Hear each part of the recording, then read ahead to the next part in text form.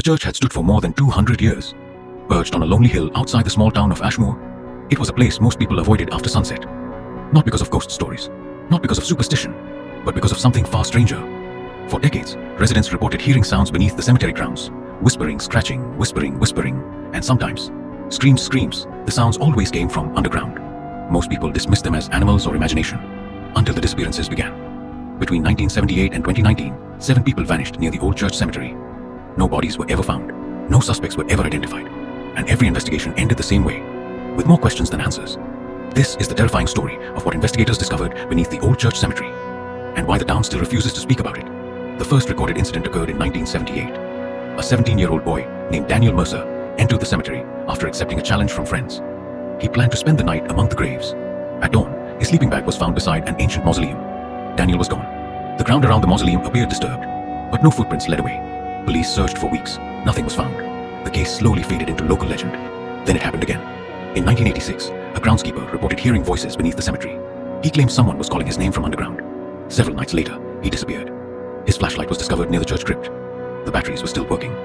The light remained switched on, pointing directly at the earth. People began avoiding the cemetery entirely, yet the reports continued. Visitors described hearing movement beneath their feet. Some claimed the ground vibrated. Others reported seeing figures standing between gravestones before suddenly vanishing. The church attempted to calm public fears. Officials blamed underground water channels, animal activity, even mass hysteria. But nobody could explain the disappearances. By the late 1990s, rumors spread that hidden tunnels existed beneath the cemetery. Historians investigated church archives.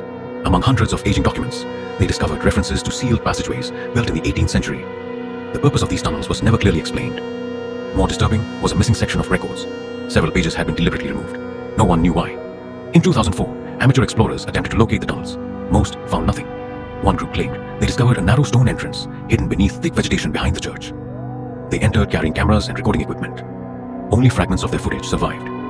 The recording showed dark corridors stretching deep underground, strange symbols carved into the walls, and a low sound unlike anything investigators had ever heard. The footage abruptly ended. The explorers refused interviews afterward. All 4 members moved away within a year. None would publicly discuss what they had seen. Interest in the mystery exploded online. Paranormal investigators arrived from across the country. Many left disappointed. Others left terrified. Several recorded unexplained sounds, whispering whispers, growls, rhythmic knocking. One investigator captured audio that appeared to contain human voices. When enhanced, the recording seemed to repeat a chilling phrase. Chilling voice. Stay below. Experts could not determine where the voice originated. Then came the event that changed everything. In October 2019, severe storms struck Ashmore. Lightning damaged part of the cemetery. A section of earth collapsed near the oldest graves. For the first time in centuries, something hidden beneath the cemetery became visible. Workers discovered a massive underground chamber. Authorities sealed the area immediately, but information leaked. Witnesses described tunnels extending in multiple directions, ancient stone walls, and evidence that someone or something had occupied the chambers for generations. Investigators entered the underground network. What they found remains partially classified. However, documents released years later revealed disturbing details. The tunnels stretched far beyond church property. Some sections appeared centuries old, others seemed much newer. There were sleeping areas, storage rooms, fresh markings on walls, and signs of recent activity. Yet no permanent occupants were found. The deeper investigators traveled, the stranger the discoveries became.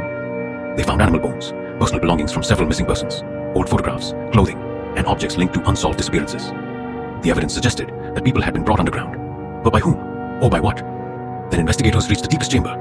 What happened there remains heavily disputed. Official reports mention severe equipment failures, loss of communication,